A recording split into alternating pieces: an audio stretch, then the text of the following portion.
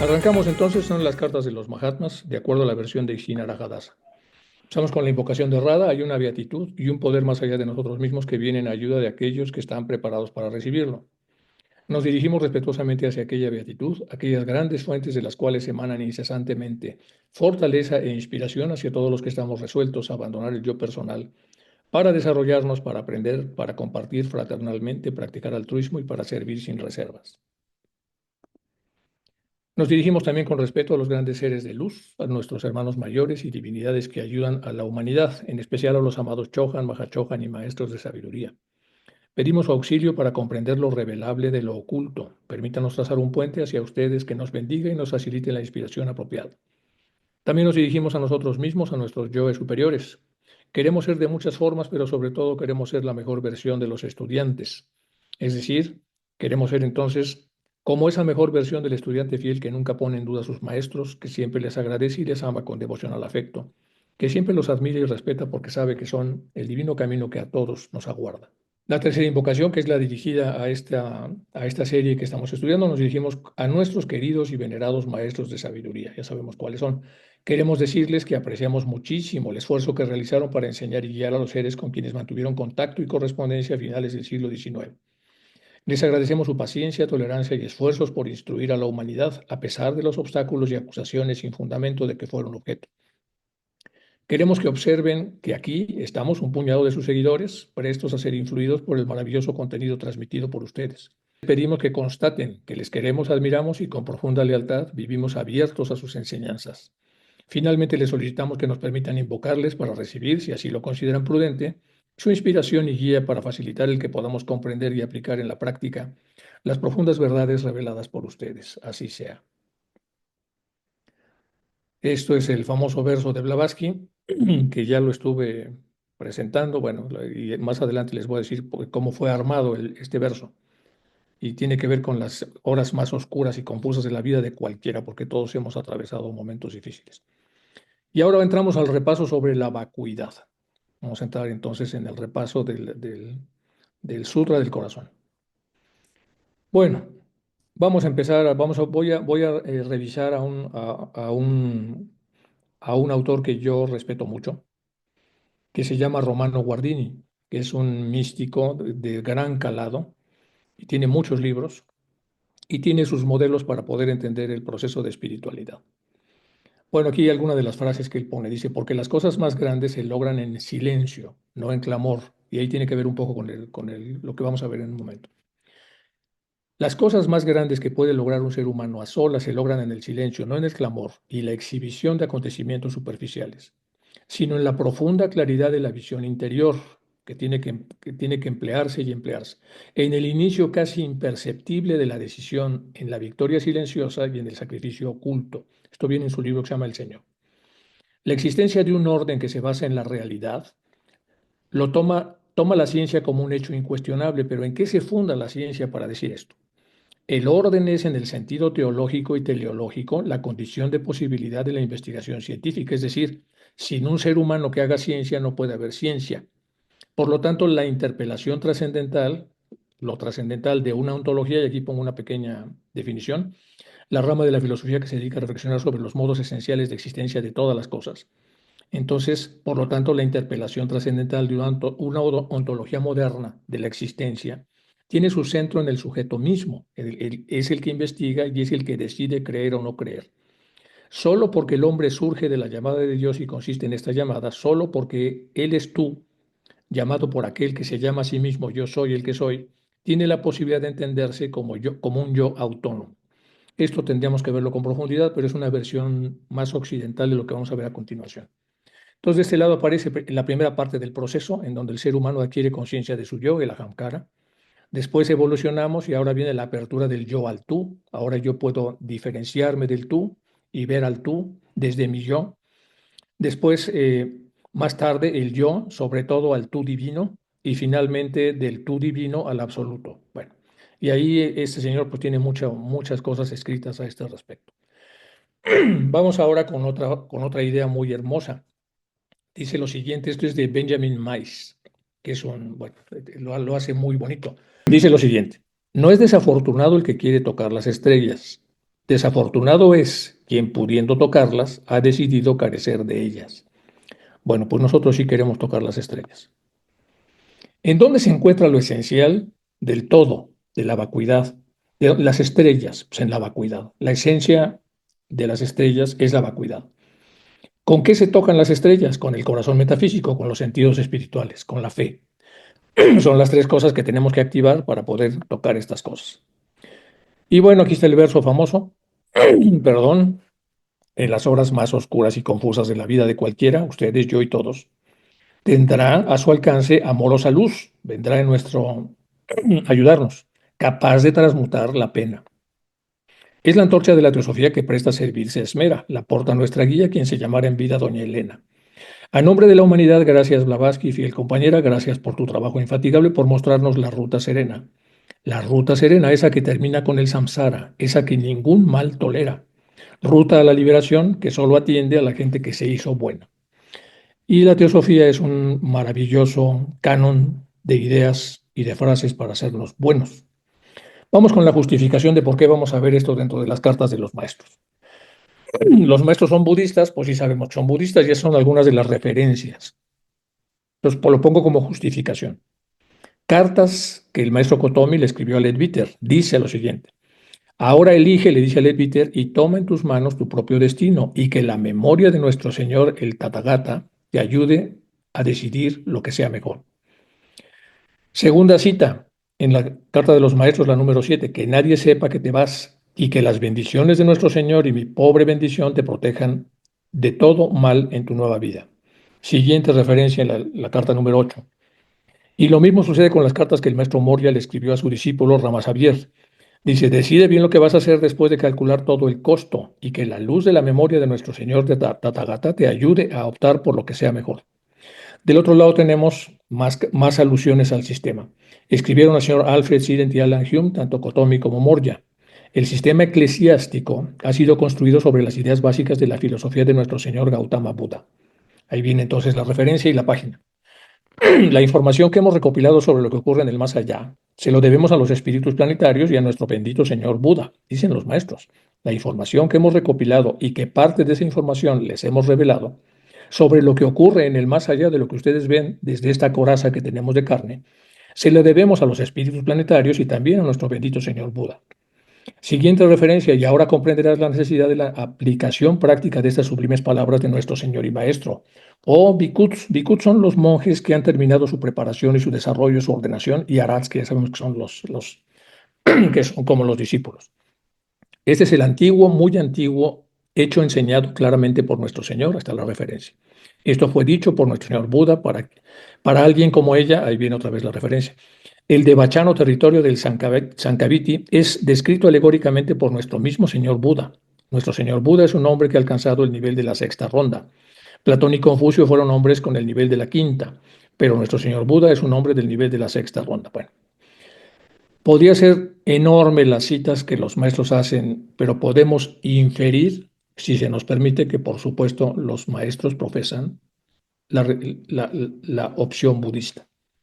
Hecha esta justificación, pues vamos a pasarnos ya a la oración más potente que tiene el budismo. Lo primero que nos va a tratar de conducir es a la vacuidad, que es el centro de todas las esencias. La parte esencial que habíamos visto en la ontología trata de ir a las esencias de las cosas. Por ejemplo, para un triángulo, lo que es esencial para que el triángulo sea y exista es que tenga tres ángulos. Sin tres ángulos, como esencia, el triángulo no podría ser triángulo.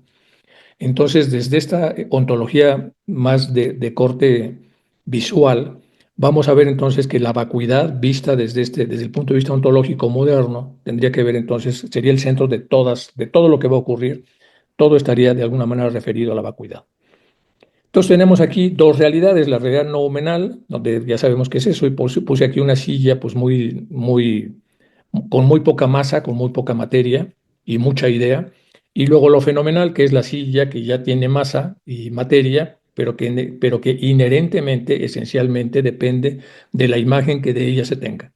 Las dos realidades están interpenetradas, están intermezcladas, pero la percepción que tenemos de cada una de ellas depende del grado de desarrollo que vamos logrando en cada encarnación.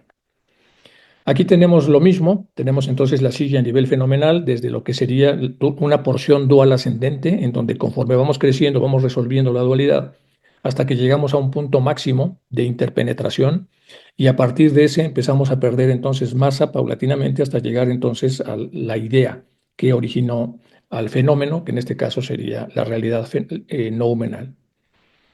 Ahora vamos con la conciencia, que también vamos a necesitar un poco de eso. Lo gnoseológico metafísico. La gnoseología es la rama de la filosofía que estudia el origen, la naturaleza y los límites del conocimiento humano en general.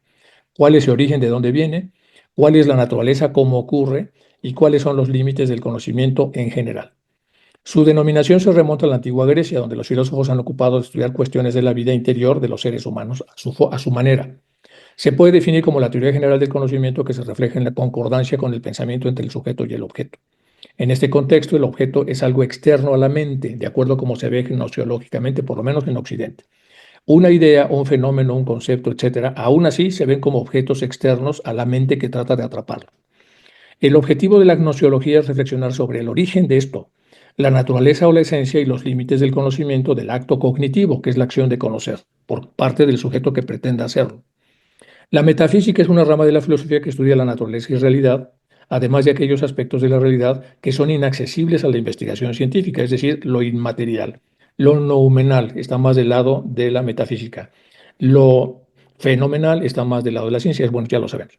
Según Kant, del cual habla bastante bien Blavatsky, una afirmación metafísica se produce cuando se traban los combates sin fin de la razón, y para Aristóteles metafísica es la filosofía que trata las causas primeras, abordando también la teología y cosmología. Bueno, por ahí nos desviamos un poco. Con todo esto engloba el significado gnosiológico metafísico, que puede definirse como la dependencia de la conciencia. Es al final la gnosiología. Toda conciencia depende del propio sujeto y su desarrollo y del mismo yo, que es el centro de operaciones, donde se va a hacer el proceso a través del cual la persona podrá pasar de lo material a lo noumenal. De este lado de los lados tenemos a Nagarjuna. Dice, fue un filósofo que trascendió la visión teológica del budismo, implementó la convergencia de varias corrientes mahayanas y la sistematizó de un modo coherente. La palabra vacío, sunyata, como lo estamos viendo acá, es una de las más abstrusas y a la vez reveladoras dentro de la escuela del camino medio. El punto de partida de sus enseñanzas está en relación directa con lo establecido por Sakamuni, la vía del camino medio. Nagarjuna, como el Buda histórico, trató de que sus doctrinas tuviesen una intención empírica y epistemológica. Aquí les pongo entre paréntesis qué es la epistemología. Es la rama de la filosofía que estudia conocimiento, es decir, desde su naturaleza, su posibilidad, su alcance y sus fundamentos. Y no ontológica. Nos presenta un desnudo del nirvana al vacío, que es el sunyata, intuido, no comprendido por la lógica, sino por un salto exponencial suprarracional al nivel de la sabiduría superior, prajna. Aquí es todos los líos que hacemos los occidentales y lo que hacen nuestros hermanos los orientales para tratar de estirar hasta donde nos den las meninges todo lo que sería la fenomenología y tratar de ingresar un poco en la metafísica. Y entonces por eso están estos términos que va de lo racional a lo suprarracional, para no llamarle de otra manera, pero lo suprarracional entendemos que ya está hablando entonces de lo metafísico. Y con eso entonces rozamos de alguna manera la sabiduría superior, que es prajna. Y llegamos de esa manera entonces en este limbo, en donde está la parte superior de la racionalidad y la parte inferior de lo metafísico, que está representado por el discernimiento primario y secundario y también por las primeras partes de la intuición, que se divide en cuatro niveles importantes. Digamos que este sería más o menos el limbo. Y la parte más superior que tiene la mente racional, ahí hay un pequeño jardín donde pueden hacerse este tipo de operaciones para llevarnos a la vacuidad.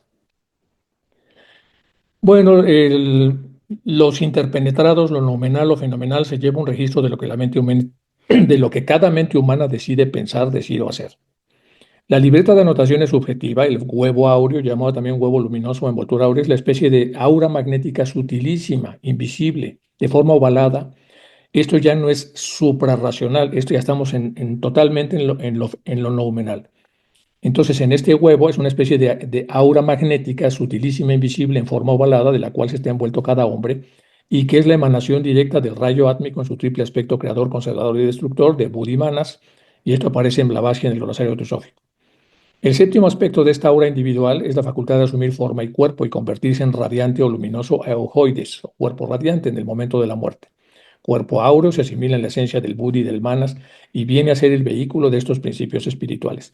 Pongo todo esto cuando lo estén ustedes leyendo con calma en casa para que vean que si lo suprarracional es un limbo, esto ya no alcanza con lo suprarracional.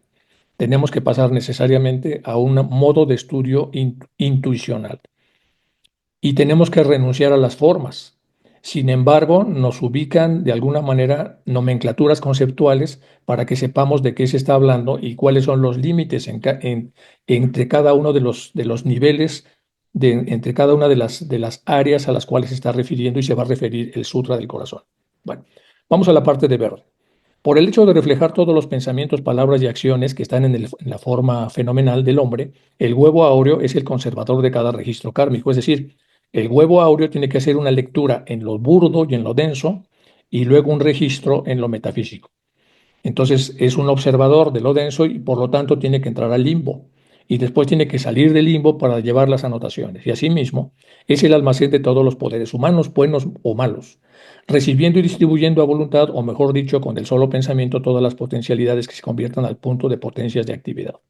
El huevo áureo contiene al hombre divino y al hombre físico. Es lo curioso. Hombre divino y hombre físico. Por eso es que puede hacer la anotación. Y está directamente relacionado con ambos. Por eso es que es un limbo. Yo le puse limbo por hablarle de alguna manera. Y luego está el espejo de todo esto que es el aura. Y léanlo ustedes entonces con calma, pero es nada más para ver en dónde estamos ubicados antes de entrar al sutra. Y ahora vamos para los ocultistas. Tanto el éter como la sustancia primordial no son cosas hipotéticas para un ocultista. No son hipótesis, cosas en las que tenemos que creer porque no pueden ser vistas por la ciencia, sino que son verdaderas realidades. Se piensa que la casa, lo mismo que la luz astral de los cabalistas, son el éter, confundiendo a este con el éter de la ciencia, que es un grave error, no es lo mismo. Tenemos entonces al sol físico radiante, y lo radiante que puede ser visualmente detectado es la parte más densa del Sol físico, pero al mismo tiempo, dentro de esa densidad, es lo más sutil de esa densidad, que es el Sol radiante, está en el grado máximo de sutileza dentro de lo burdo. Pero luego viene el limbo y de ahí nos pasamos al mundo metafísico y por lo tanto el Sol radiante va teniendo entonces otra radiantez que en las oraciones se dice más radiante que el Sol, más radiante que el Sol, que de por sí es radiante en su versión mayor que podemos ver físicamente, ya nos lo tenemos que imaginar porque no lo podemos percibir fenomenalmente. Cuando entramos a la zona noumenal, entonces tenemos que imaginarnos una radiantez superior a la que podemos ver con los ojos físicos. Y esto sigue subiendo, más radiante que el Sol. Llegamos a una franja donde es tan sutil como el éter y luego más sutil que el éter y finalmente más y más sutil hasta que llegamos al Aditatva, como viene aquí explicado en la doctrina secreta. Entonces viene aquí un poco de la explicación para poder entenderlo y en esta ruta es donde nos lleva la teosofía, pero también nos lleva el Sutra del Corazón. El Sutra del Corazón a través de una forma y por supuesto la teosofía a través de una forma diferente, en donde los occidentales podemos más o menos a través de la nominación caminar a través de ella.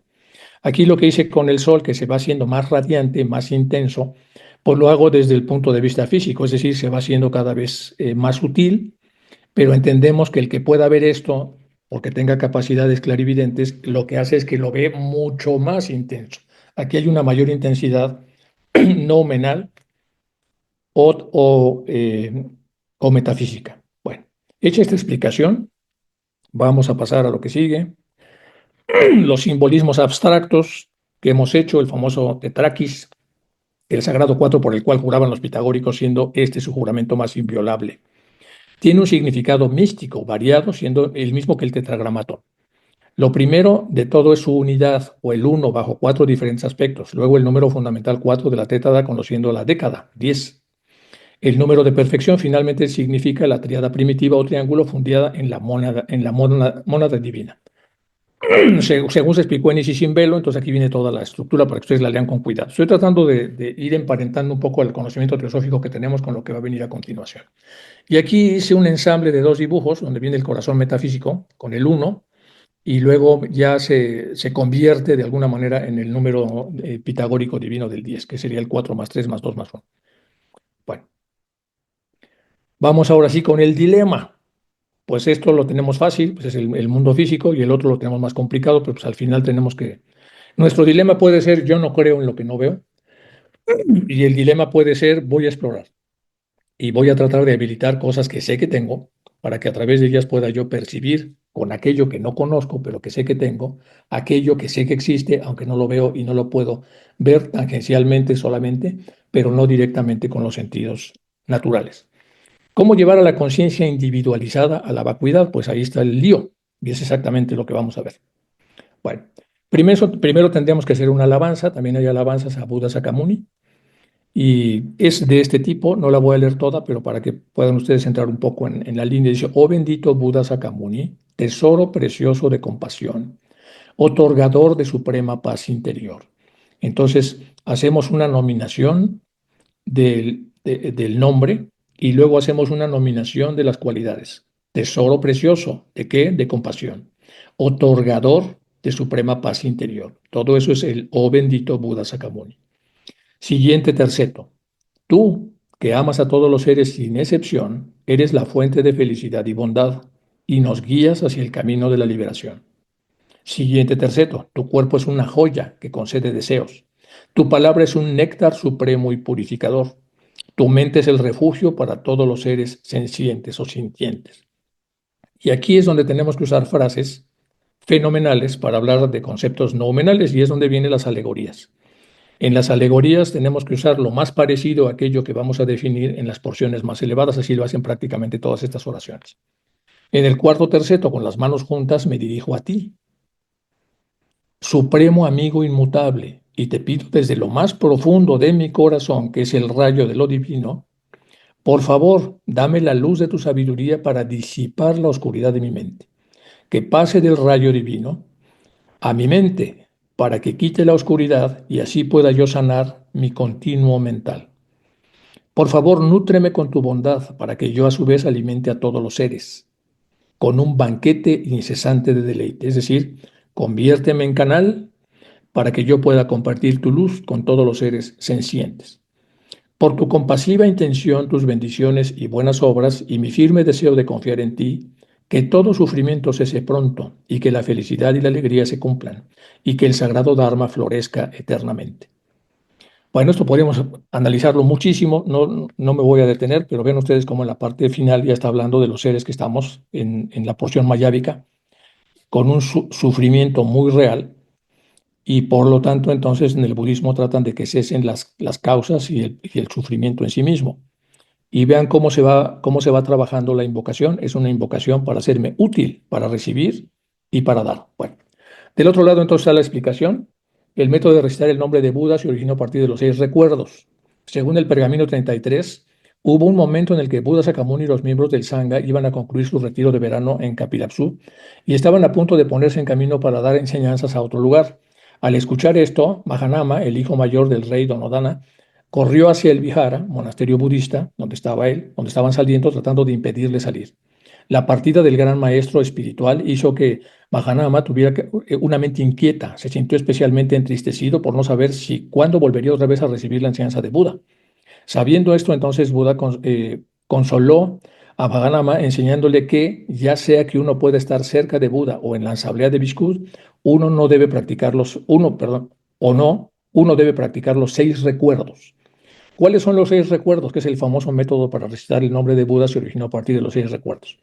Primero, el recuerdo del Buda como una existencia real, recuerdo del Dharma como una existencia real, el recuerdo de la Sangha, que es la iglesia budista, como algo real, recuerdo de la virtud desde el punto de vista de todas las nominaciones morales, el recuerdo de la generosidad y el recuerdo de las deidades. El recuerdo del Buda en particular significa que uno debe recordar constantemente las virtudes y las obras del Buda, contemplando cómo el Buda había pasado por el samsara del nacimiento y la muerte y finalmente lo trascendió, alcanzando la iluminación y la liberación. Debemos que analizarlo con ambas mentes, con la terrestre y con la celeste. Al recordar al Buda establecemos una invocación sincera y nos desarrollamos en la compasión, sabiduría y la mente de la renunciación, lo que a su vez nos ayuda a dejar atrás las aflicciones de la codicia, aversión e ignorancia, como 3 venenos importantes. Es el famoso monasterio de Sankhya y la biblioteca de oro del budismo tibetano, donde están todos los rollos estos o papiros que pueden ser consultados. Y ahora sí, vamos al Sutra del Corazón. En la parte de hasta arriba dice Sutra del Corazón. Es uno de los textos más importantes de la literatura filosófica y religiosa de todos los tiempos. Dimanando de la tradición budista del Mahayana, pertenece a la serie de aforismos del Paja Paramita o de sabiduría trascendental. Bueno, pues entramos ahora sí en el Sutra del Corazón. Voy a usar esta versión. Y esta versión trae toda una introducción para que sepamos más o menos a qué se refiere y luego nos vamos a la oración propiamente dicha. Si veo que me está ganando el tiempo, dejo esto para que lo lean en sus casas y me paso a la oración. Entonces voy a tratar de que me dé tiempo. Ya lo practiqué, pero puede que no me dé. Si no me da, lo dejamos esto a medias para que ustedes lo lean con calma, ya en su casa, y luego nos pasamos a la oración. La enseñanza de Buda siempre va dirigida a hacer las acciones positivas, evitar las negativas y subyugar la mente. Vean ustedes la manera tan concreta en la que se dice esto. La enseñanza de Buda siempre va dirigida a tres cosas. Tres. Primero, acciones positivas, practicarlas. Evitar las negativas, evitarlas. Y subyugar a la mente cuando trata de salirse de control. El recontra super famosísimo Tsongkhapa, el gran reformador, decía que una motivación positiva siempre da un resultado positivo y una motivación negativa siempre da un resultado negativo. Todo depende de nuestra motivación, por lo menos como se entiende en el budismo. Santideva decía que la mejor ética es la de vigilar la mente. La ética, más que buscar necesariamente una paramita para tratar de emularla, dice Santideva, lo mejor es vigilar la mente. ¿Qué está haciendo? Dejarla libre y cuando ya va a donde no debe es jalarla. ¿De qué sirven las demás éticas si no practicamos esta? Hay una ética correctiva cuando ya se nos fue el avión, ya fuimos al lugar donde no debíamos y tenemos que regresarnos, y hay una ética preventiva que sería parecida a la de Santideva. Todos los maestros nos hablan de transformar la mente y trabajar con las emociones aflictivas. Si realmente nos interesa, podemos cambiar nuestra mente a través de varios métodos que tienen los budistas. No hay límite para el desarrollo de la mente positiva. El ejercicio físico tiene un límite, pero eso no existe para la mente. La mente puede desarrollarse mucho más de lo que podría ser el ejercicio físico. Nuestras emociones negativas y nuestros pensamientos destructivos, eso sí, tienen un límite. Pero el amor, la compasión y la sabiduría se pueden desarrollar infinitamente. Repito, las emociones negativas y los pensamientos destructivos siempre tienen un principio y un fin. Pero el amor, la compasión y la sabiduría se pueden desarrollar infinitamente. Si desarrollamos la mente negativa, generamos insatisfacción y todo tipo de problemas. Si desarrollamos la mente positiva, nos puede proporcionar felicidad que buscamos y nos da más seguridad y paz. Hablando solo de planes de vida, si los planes están hechos con una buena actitud, los planes nos pueden ayudar. Pero si están hechos con errores, no nos podrán ayudar. Por eso, si nos equivocamos desde el principio de la práctica con una motivación errónea, eso puede confundir y perjudicar todo lo que hagamos con esa intención inicial. Esta parte de la motivación, como la ve el budismo, es algo así como la intención. Eh, y es como el punto de partida de lo previo a la intención. Es qué te motiva, y en ese sentido tienes razón el budismo. Ok, yo quiero hacer este regalo, pero ¿cuál es tu motivación? ¿Para que la gente se dé cuenta que estás regalando algo? ¿Para que te lo aplaudan y tu nombre pueda perdurar por lo menos la cantidad de años que tú puedas imaginar? ¿Para obtener algún favor por parte de algún tercero cuando te vea que estás haciendo esto? ¿O lo estás haciendo desde el corazón puro? Otra vez que llegamos con lo de Santideva. Esta es mi motivación, es que el otro esté mejor. No me interesa ni figurar, ni que se fijen en mí, ni en nada por el estilo. Si esa es la intención, esa es la correcta intención que lleva a la correcta resolución de lo que nosotros estamos tratando de impulsar. Hay dos tipos de conducta, la interna y la externa. La interna es más importante, que es donde está la intención, que ellos llaman motivación.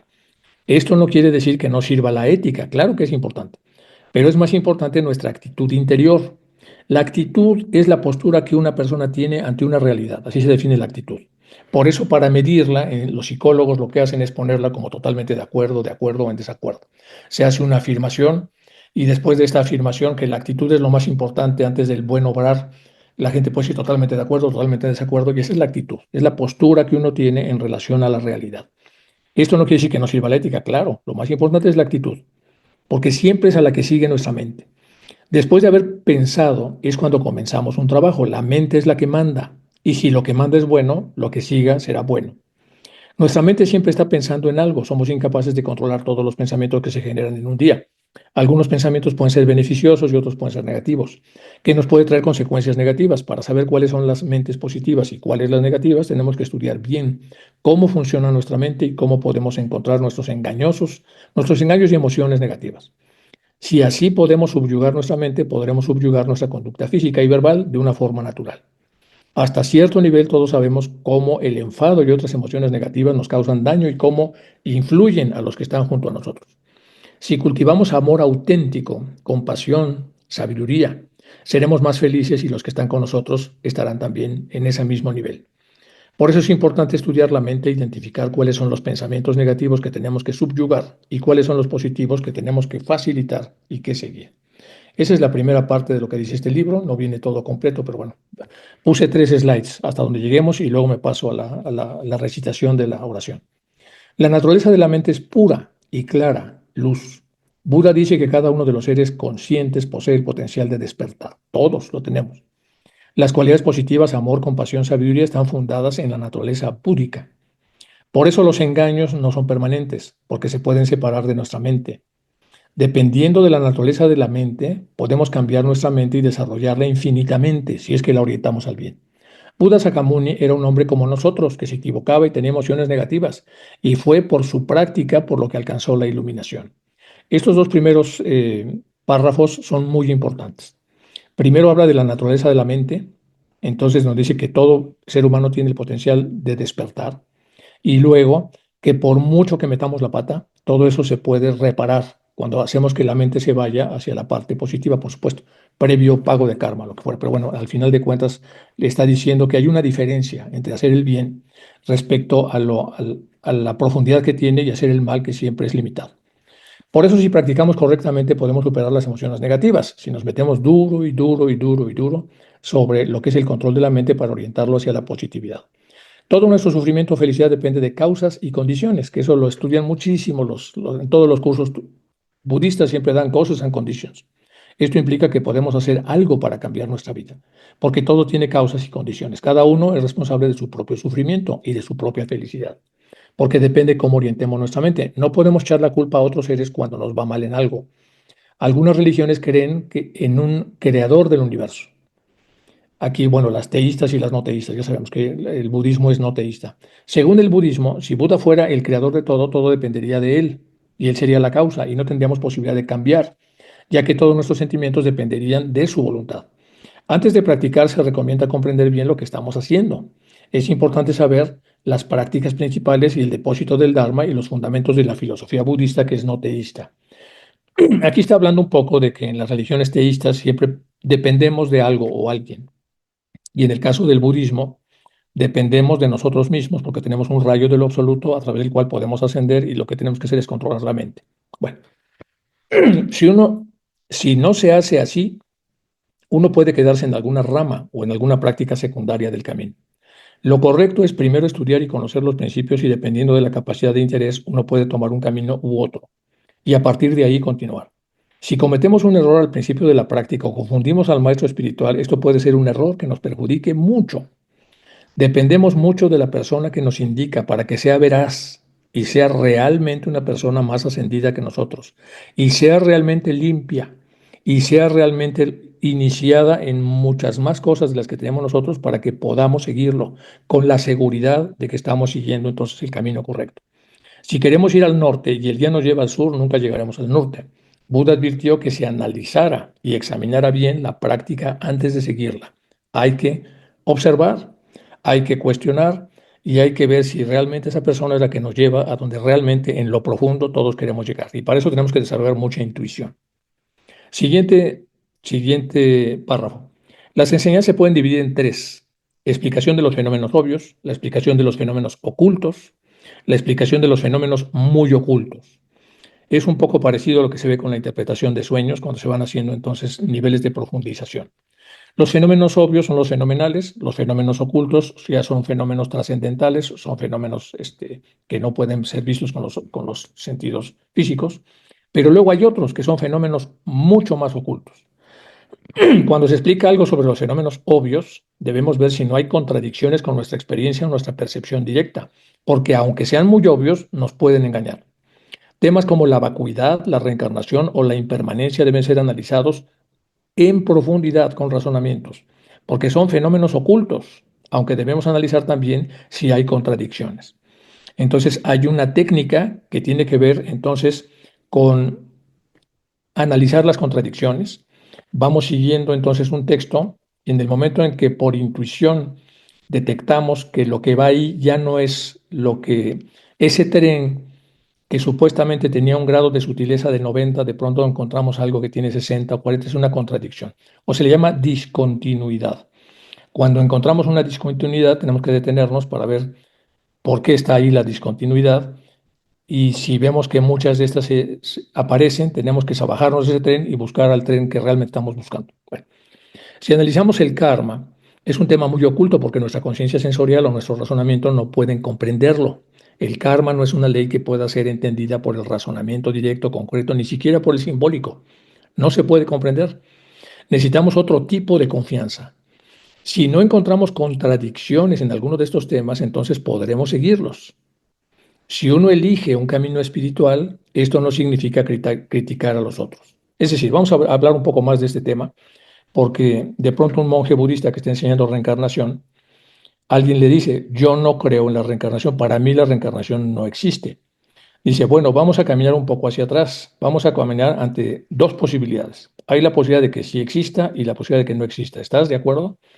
Pero es que yo no veo esas posibilidades, me da igual que no las veas. Lo que quiero es que camines conmigo para ver realmente cuál es el árbol de decisión, de acuerdo a Bertalanffy, se acuerdan que hay que abrirlo, y cuál es el árbol de decisión en el que nos estamos enfrentando. Y siempre hay dos posibilidades, porque así como es posible que no exista, también es posible que exista. Y si no partimos de ahí, no vamos a poder entendernos.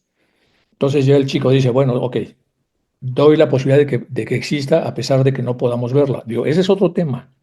Ese es otro tema, el verlo o no verlo es otro tema, porque nos llevaría a otro silogismo, en donde decimos que solamente lo que vemos existe y no quiero meterme a ese charco, tenemos que regresar acá, estamos viendo, o sea, somos muy trabajosos los occidentales para que pueda entrar en nosotros esto, es muy complejo para los pobres monjes explicarlo, porque de alguna manera siempre hacemos una serie de cuestionamientos que sí tenemos que hacer cuando seguimos esos trenes, pero no de la forma como lo hacemos. Entonces necesitamos una educación respecto al arte de encontrar discontinuidades. Y eso es una educación que tenemos que hacer con un buen maestro. Último párrafo. Si analizamos el karma es un tema muy oculto porque nuestra conciencia sensorial o nuestro razonamiento no pueden comprender. Necesitamos otro tipo de confianza. Si nos encontramos contradicciones en algunos de estos temas, entonces podremos seguirlo. Si uno elige un camino espiritual, eso no significa criticar a otros, porque esa es una discontinuidad. Uno puede aprender de cosas de otras religiones. Esa es una continuidad. Cuando uno se basa en una buena comprensión de una religión, se puede aprender cosas de otras religiones. Eso también es una continuidad. Pero sabiendo que estas religiones pueden ser imperfectas, cuando vemos cosas que no van, eso también es una discontinuidad, pero entendible. Por lo menos lo que podemos hacer a través de la crítica es quedarnos con lo mejor que nos ofrece entonces esa aproximación. Si hay algo que no nos gusta, no debemos insistir hasta que nos guste o nos harte. Otro punto importante del budismo es respetar la vida de otros seres conscientes. Todos tienen derecho a existir. El fundamento es no violencia, que implica compasión, que es la base de la práctica del budismo. Todo el mundo depende de otros y depende del respeto y del amor a otros. Bueno, son tres de estas, son largas y si veo que me llegan las y 20, me paso ya a la oración. La última meta del camino del Dharma es lograr el estado de Buda, que es cuando uno ha eliminado los mensajes, las mentes negativas. Desde este estado puede ayudar a los seres con muchísima más sabiduría. Tomemos el refugio del Buda porque está libre de todos los miedos y posee todas las cualidades positivas. Tiene una gran ecuanimidad hacia todos los seres, quiere ayudar a los demás, aunque le hagan daño o no le hagan bien. Todos los seres están en la existencia cíclica, dependen de causas y condiciones, y todos somos transitorios. Si hubiera algo permanente en la pregunta sería, ¿quién lo creó? Eso que me está pasando, eso que estoy sintiendo, esa tendencia que tengo a observar lo que estoy observando, ¿de dónde viene y quién la creó? Pues yo. Dentro de la filosofía de lo que todo es transitorio no entra el principio de un Dios creador, porque meditemos en la respiración antes de la enseñanza. Los seres normales no podemos concentrarnos sobre dos cosas a la vez, solo podemos concentrarnos sobre una. Cuando nuestra mente está influenciada por el enfado, no podemos manifestar una mente positiva a la vez, no podemos ser positivos y enfadados. Tenemos que elegir. Y si por el contrario surge un pensamiento positivo, entonces las emociones aflictivas desaparecen.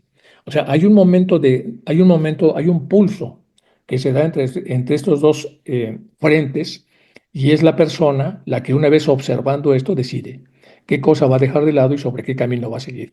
Si después de calmar la mente la dirigimos hacia algo positivo, eso nos dará una gran fuerza. El Sutra del Corazón dice que la corriente de los seres individuales es única. Esto quiere decir que poseemos un solo tipo de conciencia. Se dice que hay 6 conciencias relacionadas con los 6 sentidos. Lo que quiere decir es que no podemos percibir dos diferentes objetos al mismo tiempo, aunque un solo objeto puede ser percibido por varios sentidos, pero no podemos con todos los sentidos ver simultáneamente dos objetos. Tenemos que distraer la mente negativa para atraer lo positivo. Por eso nos concentramos en la respiración. Cuando hay dos personas y una sola silla, el más listo distrae al otro diciéndole que mire para otro sitio y entonces se sienta en la única silla. La motivación es muy importante. ¿Por qué distrajo? Para apoderarse de la silla. Y el otro, ¿por qué se dejó distraer? Pues porque no estaba concentrado. La motivación siempre es importante. Si uno no tiene una buena motivación, aunque medite, no tendrá una práctica espiritual correcta. Lo primero en la meditación, lo que nos está diciendo entonces el Sutra del Corazón, es tener una correcta meditación antes de entrar en la oración. El Lama Thongson Kappa preguntó que cuál era el inicio de la meditación. Unos decían que la respiración, pero la respuesta correcta era la motivación. Eso dijo Thongson Kappa. Si la semilla de una planta es medicinal, lo que plantemos será una planta medicinal. Y si es venenosa, tenemos una planta venenosa. Un lama, a la hora de dar enseñanzas, hacía muchas oraciones previas, cuyo objeto era preparar la mente. Al final quedaba muy poco tiempo para la enseñanza principal. Su asistente le dijo que la gente se aburría. El lama le dijo que no sabían realmente la importancia de las oraciones. Si no hay una buena preparación antes de practicar la oración, la preparación no sería buena. El Sutra del Corazón es una enseñanza que resume 16 volúmenes de enseñanza del Prajnaparamita Sutra. Trata del tema de la vacuidad, que es de la mayor profundidad que existe, que es un tema complejo y difícil de realizar. Y son 16 volúmenes sobre esta oración. Los sutras de la Buda son de dos tipos, del método y de la visión de la vacuidad. Asanga meditó mucho para tener una visión directa del Buda Maitreya. Después de muchos años tuvo la realización y escribió El ornamento para la realización clara, que eran comentarios para comprender el Prajnaparamita Sutra. 3. Y creo que era, no, es otro más. Bueno, no nos va a dar tiempo de todo esto, pero bueno. Hoy nada más un trocito de este, ya se los dejo ahí para que tomen una foto y puedan verlo o esperen que salga esto publicado y entonces lo puedan leer con cuidado en sus casas. Voy nada más voy tomando algunos o puedo regresar si estas son todas las explicaciones previas al sutra. Eso voy a hacer, voy a dejar esto aquí y luego voy a regresar si nos da tiempo y si ustedes tienen más tiempo de que estemos en online. Y entonces nos pasamos hasta acá y luego me regreso a esos dos slides. Dice, entre 1390 y el 98 Tsongkhapa se dedicó a realizar extensos retiros de meditación con un pequeño grupo de asistentes en varios lugares. El más conocido es el famoso Valle de Wolca. También se desarrolló una estrecha relación con un místico y ermitaño llamado Umapa, Pawo Dorje.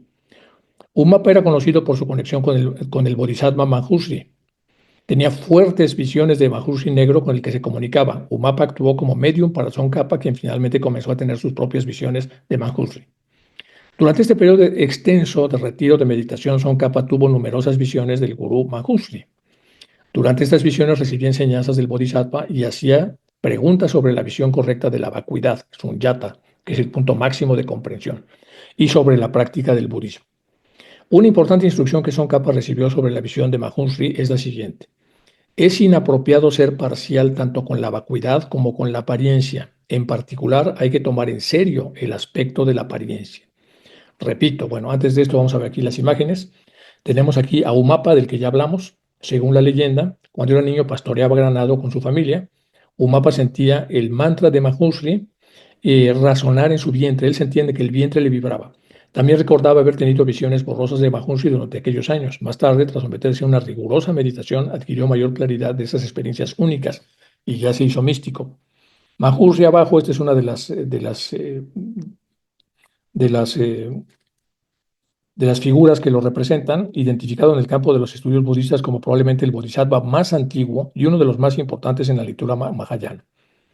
Y luego de ese lado tenemos la representación de Tsongkhapa en la comunión con Manjushri, el bodhisattva. Bueno, eso hay que verlo con más detalle, no nos va a dar tiempo de ver con tanto detalle esto, pero ustedes analícenlo con cuidado y puedan entonces, para que puedan sacar toda la sabiduría que hay metida en estos tankas. Vamos a la parte entonces otra vez del primer punto. Dice una importante instrucción que Tsongkhapa recibió sobre la visión de Manjushri es malo, inapropiado, inadecuado ser parcial, o sea, incompleto, parcial, ir a medias, tanto en la vacuidad como en la apariencia, en lo que no somos, pero somos y no lo somos, como en lo que suponemos que somos, mayábicamente hablando, pero no somos. Bueno, Aquí no podemos andar con medias tintas. En particular, hay que tomar en serio el aspecto de la apariencia. Tsongkhapa también discutía estas visiones e instrucciones con su maestro Rendawa y se ha conservado algún registro de esta correspondencia. Durante este periodo se dice que Tsongkhapa también recibió una serie de transmisiones orales de Mahusri. Más tarde se denominó el ciclo de enseñanzas de Mahusri. En 1397, mientras realizaba el retiro de meditación intensiva en el Valle de Wolca, Tsongkhapa escribió que tuvo una visión mayor, Negeshe Chenpo, sobre la comprensión de la vacuidad. Inicialmente Tsongkhapa tuvo un sueño con los grandes maestros, Nagarjuna, Buddhapalita, Aryelva, etc.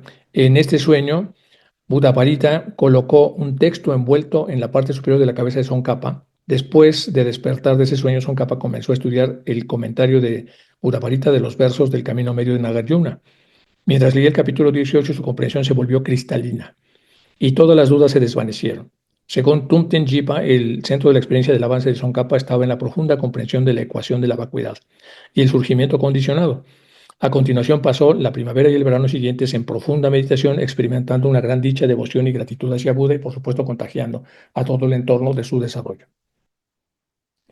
Bueno, ahora sí vamos con cómo se recita el sutra y luego, si nos da tiempo, nos regresamos. ¿Cómo meditar el mantra del sutra del corazón? Cuando nos reunimos para practicar el mantra del Sutra del Corazón, debemos seguir los siguientes pasos. Preparación. Sentarse cómodo y generar una motivación altruista, que es de lo que ya estuvimos hablando hace un poquito. Una motivación. ¿Para qué vamos a rezar el sutra? ¿Para qué nos vamos a acercar a esta oración sagrada? ¿En qué contexto lo vamos a hacer? ¿Cuál es la limpieza necesaria? ¿Cuáles son las cosas que requiero? ¿Los olores que requiero? ¿Cuál es un pequeño tazón con agua? ¿Una vela o varias velas? Se prepara entonces el entorno apropiado, se hacen respiraciones, se hacen estiramientos, se limpia energéticamente bueno, es la preparación. Luego empieza la recitación. Ayuda a sentar la mente en el sonido del mantra. Después la recitación en forma de susurro. Nos enfocamos en el sonido del mantra. Dejamos que todas las distracciones se disuelvan en esa vibración. Y si podemos también, la noción de estar recitándolo. Todo se funde en el sonido del mantra. 4. Recitación en voz alta. Tenemos voz alta, susurro y voz alto. Volvemos a elevar la voz y la enfocamos en el sonido alto antes de concluir la meditación.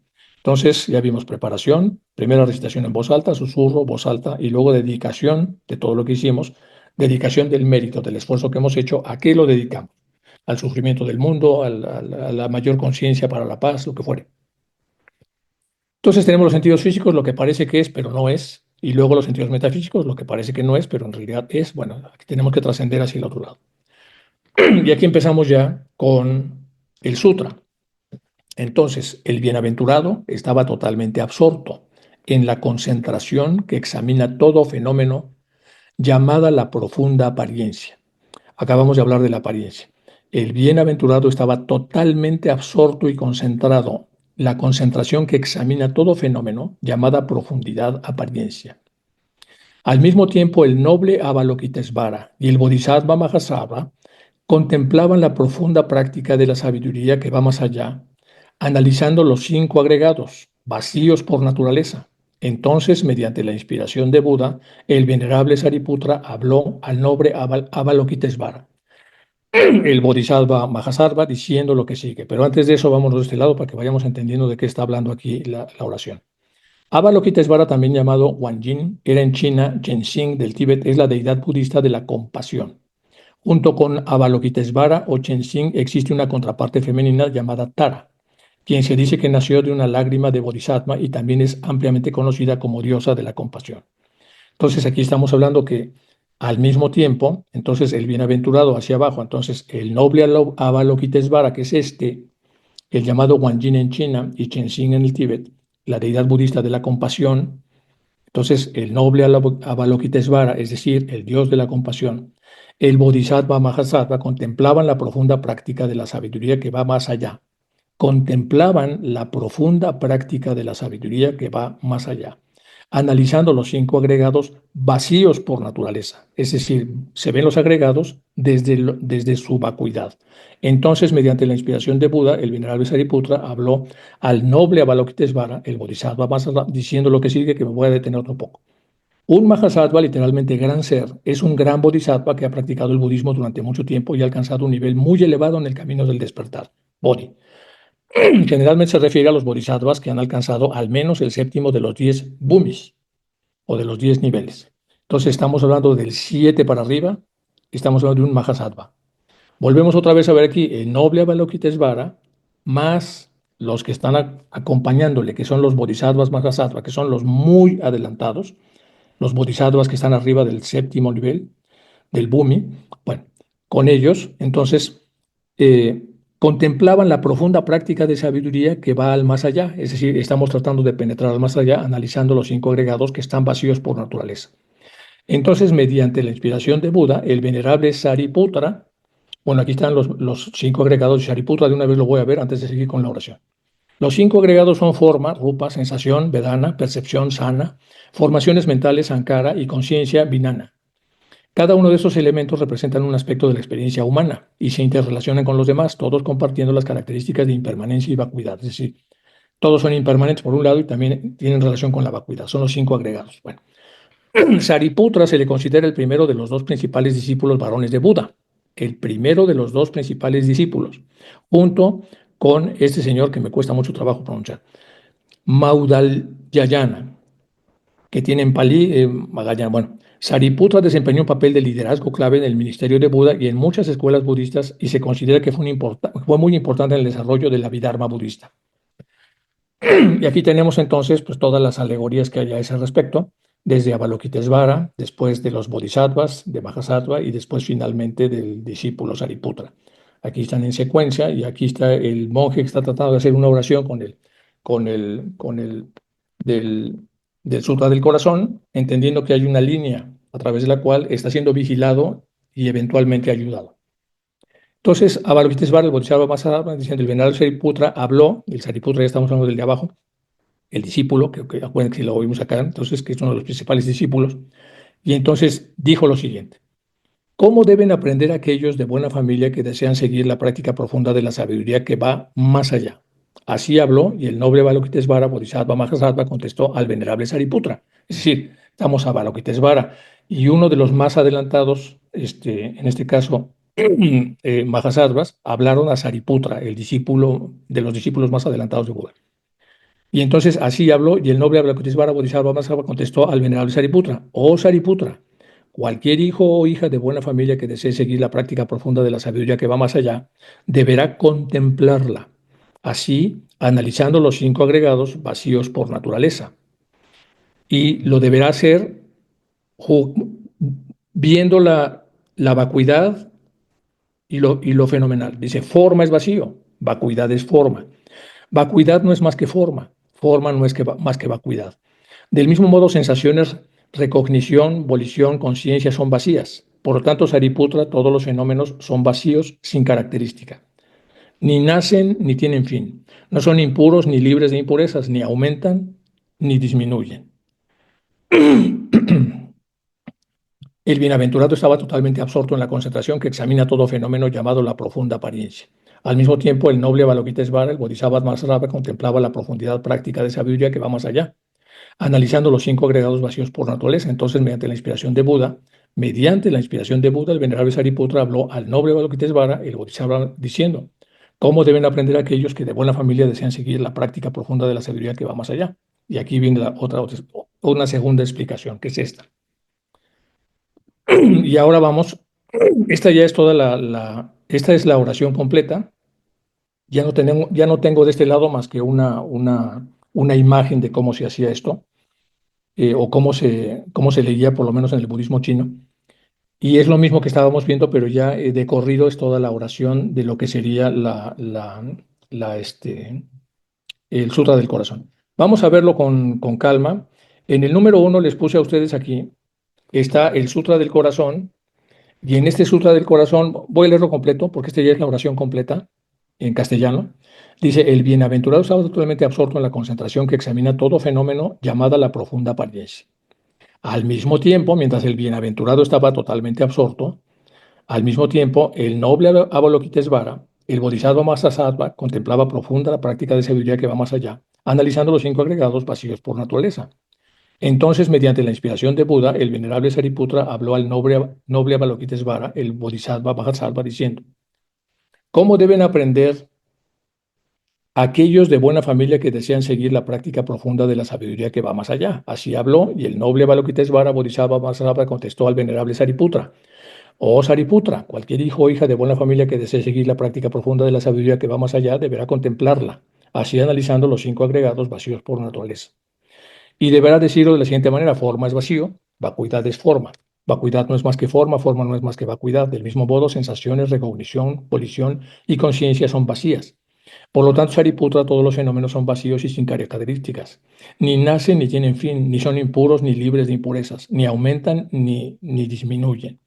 Por lo tanto, Sariputra, en vacuidad no hay forma, ni sensaciones, ni recognición, ni volición, ni conciencia. No hay ojo, ni oreja, ni nariz, ni lengua, ni cuerpo, ni mente. No hay esferas en los ojos, hasta no haber ni esfera en la mente. No hay destrucción de vejez ni de muerte, por lo tanto no hay sufrimiento, ni causa de sufrimiento, ni cesación de sufrimiento, ni camino. No hay sabiduría, ni logros, ni ausencia de logros. Por lo tanto, Sariputra, porque no hay logros, todos los bodhisattvas siguen la sabiduría que va más allá. Y a causa de que no hay oscuridad de mente, no tienen miedo. Posando completamente allende la falsedad, llegan a los confines de la aflicción. Todos los budas que permanecen en los tres tiempos, al confiar en la sabiduría que va más allá, despiertan completa y claramente a la insuperada y más perfecta y completa iluminación. De este modo, el mantra de la sabiduría que va más allá, el mantra del gran conocimiento, el mantra insuperado, el mantra inmejorable, el mantra que calma todo sufrimiento, deberá ser conocido como verdad, porque no hay decepción. El mantra de la sabiduría que va más allá es proclamado como Ta ya ta om gate gate para samgate bodhi soja. Y de hecho hay una canción que va así de Ta ya ta om gate para samgate bodhi soja. Luego sube de tono Ta ya ta om gate para samgate bodhi soja. Luego regresa Tayata Om Gate Parasam Gate Bodhisoja. Y así se repite varias veces para tratar de mejorar un poco la vibración. Sariputra, así es como Bodhisattva Mahasattva debería aprender la profundidad sabiduría que va más allá. Entonces el bendecido surgió de aquella concentración y elogió al noble Avalokitesvara y al Bodhisattva Mahasattva diciendo: muy bien, oh hijo de buena familia, es exactamente así. La profunda sabiduría que va más allá deberá ser practicada exactamente como has dicho, y los Tathagatas se alegrarán. Cuando el bendecido hubo dicho esto, el venerable Sariputra, el noble Avalokitesvara, el Bodhisattva Mahasattva, toda esta reunión y el mundo con sus dioses, hombres, asuras, espíritus, sus corazones llenos de júbilo, alabaron las palabras del bendecido. Bueno, Buda repite diciendo muy bien dos veces. Esto es para enfatizar lo bien que ha sido expuesto el tema de la vacuidad. Cuando se dice dos veces muy bien, muy bien. En el texto tibetano es exactamente así, se repite dos veces. Una es que el noble Avalokitesvara es la esencia de todos los fenómenos, y dos, que nuestra naturaleza también es la realidad última de todos los fenómenos. Ahora vamos al número dos, que este es el Sutra del Corazón, pero trae cómo se recita en tibetano. Y se puede aprender. Paj Pakon Chong Sum La Chang Chal Lo. Dikadaj Hito Paduchig Na. Chomdanat y abajo viene en inglés para que sepamos qué es lo que vamos diciendo, y se los dejo aquí también para que hagan el esfuerzo, porque también tiene su mérito el poderlo decir en la lengua original. Bueno, se lo pongo más despacito por si le van tomando foto o si se esperan a que esto salga publicado. Esta es la primera página, esta es la segunda por si quieren tomar una foto. Luego viene la tercera, que es esta por si quieren tomar una foto. La cuarta, si quieren tomar una foto. Quinta, sexta, séptima. Bien. Bueno.